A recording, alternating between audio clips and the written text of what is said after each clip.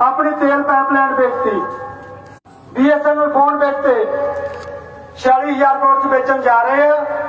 और उसका पता करवाया, कली BSNL की जिहड़ी जमीन आ 2 लाख करोड़ की कली जमीन आ जिथे उसदे दफ्तर आ, ये कहते लोगों की सरकार आ, अपनी सरकार नहीं भरावो, ये सरकार आ कारपोरेट घराणिਆਂ दी, उन्हां दी कठपुतली सरकार आ, जिवें नचाउंदी आ उदां ही नचदी है। सरकार है अडानी दी। अडानी कौन आ गए? मैं तुहानूं दसदा 28 साल पहला स्कूटर ते टेंट लाउंदा हुंदा मोदी दी रैलियां जाके। मैं नहीं कहता कोई टेंट लाने वाला माड़ा हुंदा, हत्थी किरत करने वाला कोई बंदा माड़ा नहीं हुंदा, पर लोड़ा है थोड़ी जी तो शर्म आनी चाहिए है सरकार नूं कि टेंट लाने वाला बंदा 4 टेंट बना ले, 2 मैरिज पैलेस बना ले, आपां कहांगे बहुत मेहनती बंदा गा।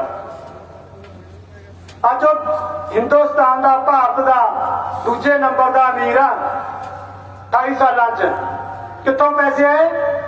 अपने पैसे आ, बैंकों के पैसे आ, सरकार के दिते हुए पैसे आ। क्योंकि आप कहने मोदी ते अमित शाह की जोड़ी आ, जोड़ी नहीं भरावो तिकड़ी आ, तिकड़ी अडानी इन्हां दा बिजनेस सामदा, इन्हां दा काम सारा करदा। सारी रेलवे अडानी नूं देती, भारत दी 11 बंदरगाह अडानी नूं देतियां, 30 परसों वाली मीटिंग च इन्हां ने होर देण लगे उहनूं। 7 एयरपोर्ट अडानी नूं देते, 15 होर देण लगे। 2 सालां च सारे एयरपोर्ट ते बंदरगाह अडानी कोले होणगीਆਂ, रेलवे अडानी कोले होਊਗੀ। रेलवे कारपोरेशन अपनी ढोआ ढोई का काम करते कानपुर कारपोरेशन आ, वह भी अडानी नूं देण लगे आ। काउंटिंगां दे भाव 25 पैसे च देण लगे आ 8,000 करोड़ च। तुसीं हिसाब लाओ कि व्यापार के सारे साधन जो एक प्राइवेट बंदे के हत्थां च आ गए तो महंगाई सरकार के हथ च होगी, फिर कुछ नहीं होना सरकार के कंट्रोल च, सारा व्यापार ये कर रहे। ये कहते जी प्राइवेट ते सरकारी का कोई फर्क नहीं गा, प्राइवेट मंडियां का कोई फर्क नहीं पैंदा गा। मैं तुहानूं एक छोटी जी उदाहरण दिंदा इन्हां दी। अपने भारत च इन्होंने नैशनल हाईवे बनाए आ, 29,966 किलोमीटर हाईवे है नैशनल हाईवे अपने, उन्होंने चो 12,598 किलोमीटर इन्होंने आपके कारपोरेट घराणिਆਂ ਨੂੰ दे रखे आ, उन्होंने का पक्ष पूर्ण ਲਈ दे रखे आ। सरकारी ते प्राइवेट का फर्क कितना?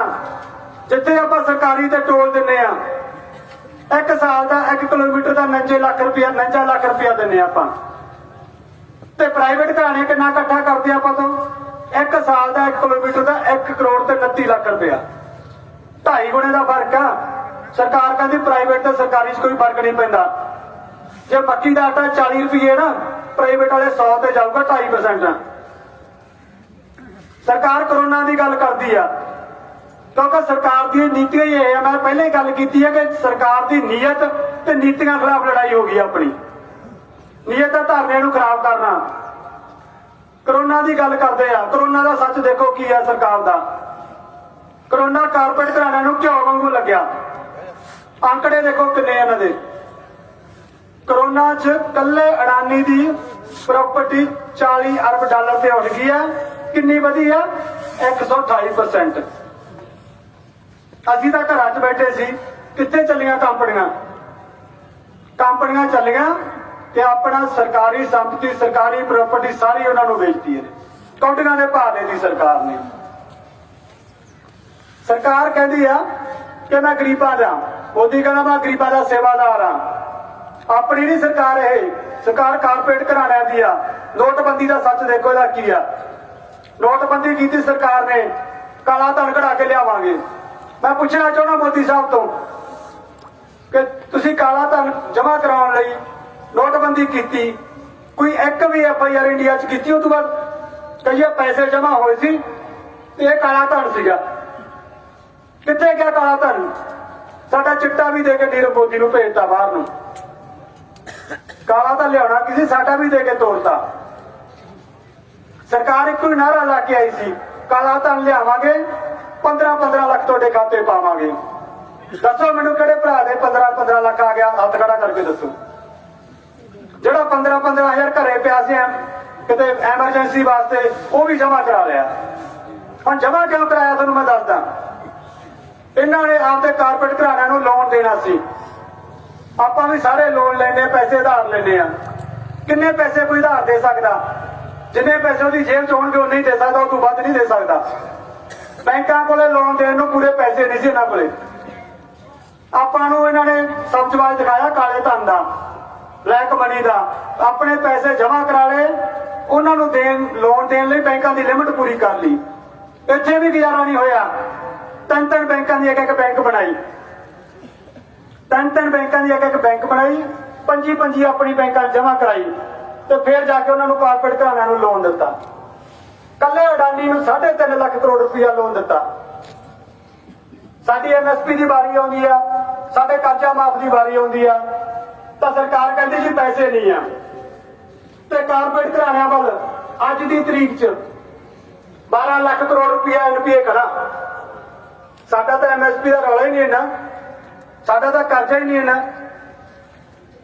ਹੋਰ ਕੀ ਸੱਚ ਆ ਸਰਕਾਰ ਦਾ? ਕਰੋਨਾ ਦੀ ਆੜ 'ਚ 4.5 ਲੱਖ ਕਰੋੜ ਪਿਛਲੇ ਸਾਲ ਉਹਨਾਂ ਦਾ ਮਾਫ ਕਰਤਾ। ਅਜੇ ਕਹਿੰਦੇ ਅਸੀਂ ਗਰੀਬਾਂ ਦੀ ਸਰਕਾਰ ਆ, ਅਸੀਂ ਲੋਕਾਂ ਦੀ ਸਰਕਾਰ ਆ। ਭਰਾਵੋ, ਆਪਣੀ ਸਰਕਾਰ ਨਹੀਂ, ਸਰਕਾਰ ਆ ਕਾਰਪੋਰੇਟ ਘਰਾਣਿਆਂ ਦੀ। ਇਹ ਸਰਕਾਰ ਉਹ ਸ਼ਖਸ ਵਰਗੀ ਆ ਜਿਹੜਾ ਨਕਮਾ ਸ਼ਖਸ ਹੁੰਦਾ, ਕੋਈ ਕੰਮ ਨਹੀਂ ਕਰਦਾ, 1 ਰੁਪਿਆ ਆਮਦਨ ਨਹੀਂ ਘਰੇ ਲਿਆਉਂਦਾ। ਆਪਣਾ ਘਰ ਕਿੱਦਾਂ ਚਲਾਉਂਦਾ? ਅੱਜ ਟਰੈਕਟਰ ਵੇਚਦਾ, ਕੱਲ ਨੂੰ ਬਲਦ ਵੇਚਤੇ, ਜ਼ਮੀਨ ਵੇਚਤੀ, ਫਿਰ ਘਰ ਵੇਚਤੇ, ਫਿਰ ਕੀ ਵੇਚੂਗਾ?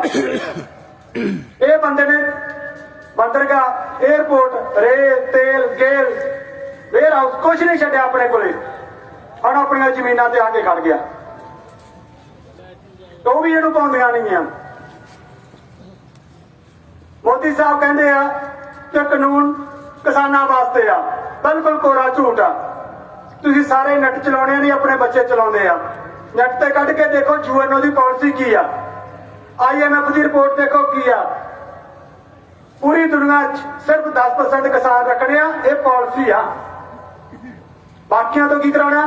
ਕਾਰਪੋਰੇਟ ਘਰਾਣਿਆਂ ਦੀ ਲੇਬਰ ਬਣਾਉਣੀ ਆ, ਸਸਤੀ ਲੇਬਰ ਬਣਾਉਣੀ ਆ। ਬਿਲਕੁਲ ਆਪਣੀ ਸਰਕਾਰ ਨਹੀਂ, ਉਹ ਪਾਲਿਸੀ ਲਾਗੂ ਕਰਨ ਜਾ ਰਹੇ। 10% ਕਿਸਾਨ ਚਾਹੀਦੇ, ਬਾਕੀ ਸਾਰੀ ਲੇਬਰ ਚਾਹੀਦੀ ਹੈ। ਅੱਜ ਵੀ ਮੇਰਾ ਕਿਸਾਨਾਂ ਨੇ ਸੰਘਰਸ਼ ਸ਼ੁਰੂ ਕਰਤਾ।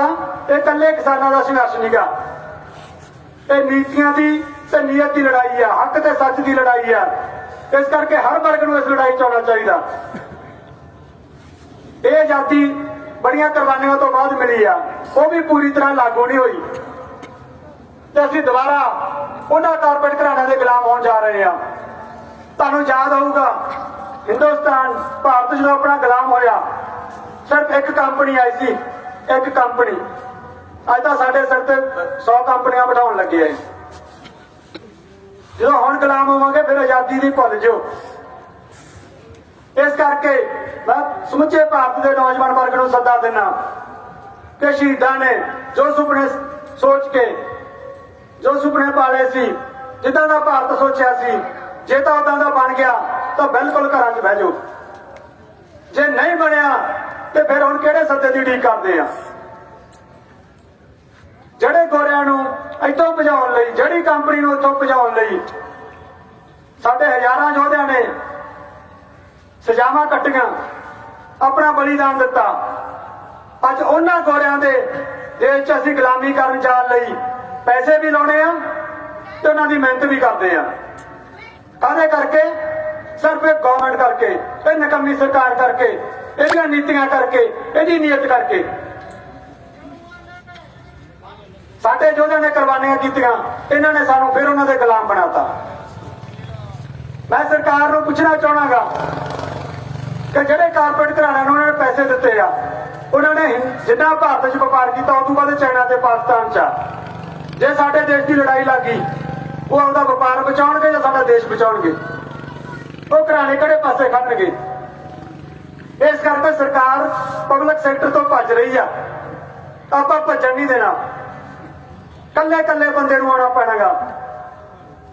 ਹੱਕ ਤੇ ਸੱਚ ਦੀ ਲੜਾਈ ਆ। ਬੱਚਾ ਬੱਚੀ ਝੋਕਦਾ ਕਿ ਲੜਾਈ 'ਚ ਪਿੱਛੇ ਨਹੀਂ ਹਟਾਂਗੇ। ਸਰਕਾਰ ਨੂੰ ਮੈਂ ਦੱਸਣਾ ਚਾਹੁੰਦਾ ਇੱਥੋਂ, ਜਿਸ ਤਰ੍ਹਾਂ ਆਪਾਂ ਕੱਲ ਨੂੰ ਸ਼ਹੀਦ ਆਜ਼ਮ ਸਰਦਾਰ ਭਗਤ ਸਿੰਘ, ਰਾਜਗੁਰੂ ਸੁਖਦੇਵ ਜੀ ਦਾ ਸ਼ਹੀਦੀ ਦਿਹਾੜਾ ਮਨਾਉਣ ਜਾ ਰਹੇ ਆ। ਤੇ ਮੇਰੀ ਇਸ ਸਟੇਜ ਤੋਂ ਪਹੁੰਚਣ ਅਪੀਲ ਆ ਕਿ ਜਿੱਥੇ ਵੀ ਇਹ ਆਵਾਜ਼ ਪਹੁੰਚਦੀ ਆ ਜਾਂ ਤੁਸੀਂ ਸਾਰਿਆਂ ਨੂੰ ਦੱਸ ਕੇ ਵੱਧ ਤੋਂ ਵੱਧ ਇਹ ਘੋਲ 'ਚ ਸ਼ਾਮਲ ਹੋਈਏ, ਕਿਉਂਕਿ ਇਹ ਘੋਲ ਨੂੰ ਜਿੱਤ ਕੇ ਆਪਾਂ ਅੰਜਾਮ ਤੱਕ ਪਹੁੰਚਾਉਣਾ। ਅਸੀਂ ਪਿੰਡਾਂ 'ਚ ਵੀ ਜਾਂਦੇ ਹਾਂ, ਅਕਸਰ ਵਕੀਲ ਭਾਈਚਾਰਾ ਮੇਰੇ ਭੈਣਾਂ ਭਰਾਵਾਂ ਨੂੰ ਮਿਲਣ ਅਸੀਂ ਜਾਂਦੇ ਹਾਂ, ਉੱਥੇ ਇੱਕੋ ਹੀ ਗੱਲ ਚੱਲਦੀ ਹੈ ਜ਼ਿਆਦਾ ਵੀ ਘੋਲ ਬਹੁਤ ਲੰਬਾ ਹੋ ਗਿਆ, ਹੋਰ ਕਿੰਨਾ ਚਿਰ ਚੱਲੂਗਾ। ਸਾਥੀਓ, ਘੋਲ ਦਾ ਕੋਈ ਟਾਈਮ ਨਹੀਂ ਹੁੰਦਾ। ਜੰਗ ਕਿਤੇ ਟਾਈਮ 'ਚ ਵੰਡ ਕੇ ਨਹੀਂ ਲੜੀ ਜਾਂਦੀ। ਅੰਦੋਲਨਾਂ ਦੇ ਕੋਈ ਟਾਈਮ ਨਹੀਂ ਹੁੰਦੇ। ਅੰਦੋਲਨ ਲਈ 4 ਚੀਜ਼ਾਂ ਚਾਹੀਦੀਆਂ। ਕਿਸੇ ਵੀ ਅੰਦੋਲਨ ਲਈ 4 ਚੀਜ਼ਾਂ ਚਾਹੀਦੀਆਂ। ਪਹਿਲੀ ਲੀਡਰਸ਼ਿਪ, ਜਿਹਦੀ ਮਿਸਾਲ ਆਪਣੇ ਜਥੇਬੰਦੀਆਂ ਦੇ ਲੀਡਰ ਆ, ਜਿਨ੍ਹਾਂ ਨੇ ਪਿੰਡ ਦੇ ਧਰਨਿਆਂ ਤੋਂ ਚੱਕ ਕੇ ਦੁਨੀਆ ਦਾ ਸਭ ਤੋਂ ਵੱਡਾ ਅੰਦੋਲਨ ਬਣਾਤਾ। ਉਸ ਅੰਦੋਲਨ ਦੇ ਇਤਿਹਾਸਕ ਪਲਾਂ ਨੂੰ ਆਪਾਂ ਅੱਜ ਮੰਨ ਰਹੇ ਹਾਂ, ਉਹਦਾ ਅੱਜ ਆਪਾਂ ਹਿੱਸਾ ਬਣ ਰਹੇ ਹਾਂ। ਦੂਜੀ ਚੀਜ਼ ਹੁੰਦੀ ਹੈ ਕਿਸੇ ਅੰਦੋਲਨ ਦੀ ਕਾਮਯਾਬੀ ਦੀ ਏਕਤਾ। ਏਕਤਾ ਦੀ ਇਹ ਤੋਂ ਵੱਡੀ ਮਿਸਾਲ ਕਦੇ ਨਹੀਂ ਹੋ ਸਕਦੀ। 1947 ਤੋਂ ਬਾਅਦ ਇਹ ਪਹਿਲਾ ਅੰਦੋਲਨ ਆ ਜਿਹਨੂੰ ਭਾਰਤ ਦੀਆਂ ਸਰਕਾਰਾਂ ਕਿਸੇ ਜਾਤ, ਧਰਮ, ਖਿੱਤੇ 'ਚ ਨਹੀਂ ਬਣ ਸਕੀਆਂ। ਸਾਰੀ ਮਸ਼ੀਨਰੀ ਵਰਤ ਕੇ ਵੀ ਅੱਜ ਤੱਕ 47 ਤੋਂ ਬਾਅਦ ਜਿੰਨੇ ਵੀ ਅੰਦੋਲਨ ਆਏ ਆ, ਸਰਕਾਰ ਨੇ ਧਰਮ ਨੇ ਆ ਤੇ ਵੰਡ ਕੇ ਫੇਲ ਕਰਤੇ ਆ। ਏਕੇ ਦੀ ਇਹ ਤੋਂ ਵੱਡੀ ਮਿਸਾਲ ਕੀ ਹੋ ਸਕਦੀ ਹੈ? ਹਰ ਧਰਮ ਦਾ, ਹਰ ਖਿੱਤੇ ਦਾ, ਹਰ ਵਰਗ ਦਾ ਬੰਦਾ ਇਸ ਅੰਦੋਲਨ 'ਚ ਆ। ਏਕੇ ਦੀ ਇਹ ਤੋਂ ਵੱਡੀ ਮਿਸਾਲ ਕਦੇ ਨਹੀਂ ਹੋ ਸਕਦੀ। ਤੀਜੀ ਗੱਲ ਆ ਕਿਸੇ ਸੰਘਰਸ਼ ਦੀ, ਕਿਸੇ ਅੰਦੋਲਨ ਦੀ, ਕਿਸੇ ਜੰਗ ਨੂੰ ਜਿੱਤਣ ਦੀ ਸਹਿਣਸ਼ੀਲਤਾ। ਸਹਿਣਸ਼ੀਲਤਾ ਦੀ ਮਿਸਾਲ ਤੁਸੀਂ ਖੁਦ ਹੋ। ਆਪਾਂ ਸਾਰੇ ਆ 5 ਜੂਨ ਤੋਂ ਸ਼ੁਰੂ ਕੀਤਾ ਸੀ ਇਹ ਅੰਦੋਲਨ। ਜੇ ਠਾੜ ਦੀਆਂ ਧੁੱਪਾਂ ਰੇਲਵੇ ਲਾਈਨਾਂ ਤੇ ਬਹਿ ਕੇ ਕੱਟ ਲਈਆਂ, ਉਹ ਮਾਗ ਦੀਆਂ ਠੰਡੀਆਂ ਰਾਤਾਂ ਦਿੱਲੀ ਦੀਆਂ ਸੜਕਾਂ ਤੇ ਵਰਦੇ ਮੀਂਹ ਕੱਟ ਲਈਆਂ, ਅਥਰੂ ਗੈਸ ਦੇ ਗੋਲੇ ਪਾਣੀ ਦੀਆਂ ਵਿਛਾੜਾਂ ਚਰ ਲਈਆਂ। ਅਸੀਂ ਕੋਈ ਵਾਇਲੈਂਸ ਨਹੀਂ ਕੀਤਾ, ਕੋਈ ਹੰਗਾਮਾ ਨਹੀਂ ਕੀਤਾ। ਇਹ ਤੋਂ ਵੱਡੀ ਸਹਿਣਸ਼ੀਲਤਾ ਕੀ ਹੋ ਸਕਦੀ ਆ? ਤੇ ਤੀਜੀ ਗੱਲ, ਚੌਥੀ ਗੱਲ ਜਿਹੜੀ ਅੰਦੋਲਨ ਦੀ ਬਹੁਤ ਜ਼ਰੂਰੀ ਆ, 3 ਚੀਜ਼ਾਂ ਪੂਰੀਆਂ। ਲੀਡਰਸ਼ਿਪ ਹੈਗੀ ਆ, ਏਕਤਾ ਹੈਗਾ, ਸਹਿਣਸ਼ੀਲਤਾ ਅੱਜ ਤੱਕ ਹੈਗੀ ਆ। ਚੌਥੀ ਗੱਲ ਆ ਹੰਭਲਾ ਤੇ ਦ੍ਰਿੜ ਦੇਣਾ, ਹੰਭਲਾ ਮਾਰਨ ਦੀ, ਦ੍ਰਿੜ ਨਿਸ਼ਚਾ ਕਰਕੇ ਹੰਭਲਾ ਮਾਰਨ ਦੀ। ਉਹਦੇ ਲਈ ਮੈਂ ਆਪਦੇ ਨੌਜਵਾਨ ਵਰਗ ਨੂੰ ਤੇ ਹਾਜ਼ਰੀਨ ਸਾਰੇ ਲੋਕਾਂ ਨੂੰ ਬੇਨਤੀ ਕਰਦਾ ਕਿ ਆਪਣੀ ਜ਼ਿੰਮੇਵਾਰੀ ਆ। ਕਿਸਾਨ ਜਥੇਬੰਦੀਆਂ ਨੇ ਸੁਚੱਜੀ ਲੀਡਰਸ਼ਿਪ ਦੇ ਕੇ ਅੰਦੋਲਨ ਸ਼ੁਰੂ ਕਰਤਾ। ਹੁਣ ਝੰਡੇ ਡੰਡੇ ਦੀ ਸਭ ਲੜਾਈ ਛੱਡ ਦਿਓ, ਕੋਈ ਸਿਆਸੀ ਪਾਰਟੀਆਂ ਦੀ ਲੜਾਈ ਛੱਡ ਦਿਓ। ਲੜਾਈ ਆਪਣੀ ਹੋਣ ਤੇ ਆ ਕੇ ਖੜ ਗਈ ਆ। ਹੰਭਲਾ ਆਪਾਂ ਮਾਰਨਾ, ਦ੍ਰਿੜ ਨਿਸ਼ਚਾ ਆਪਾਂ ਕਰਨਾ, ਜਥੇਬੰਦੀ ਦੇ ਦਿੱਤੇ ਪ੍ਰੋਗਰਾਮਾਂ ਤੇ ਪਹਿਰਾ ਆਪਾਂ ਦੇਣਾ। ਇਸੇ ਬੇਨਤੀ ਨਾਲ ਮੈਂ ਆਪਣੀ ਸਪੀਚ ਨੂੰ ਇੱਥੇ ਖਤਮ ਕਰਦਾ। ਜੇ ਕੋਈ ਸ਼ਬਦ ਗਲਤ ਕਿਹਾ ਗਿਆ ਤਾਂ ਮਾਫੀ ਮੰਗਦਾ। ਵਾਹਿਗੁਰੂ ਜੀ ਕਾ ਖਾਲਸਾ, ਵਾਹਿਗੁਰੂ ਜੀ ਕੀ ਫਤਿਹ।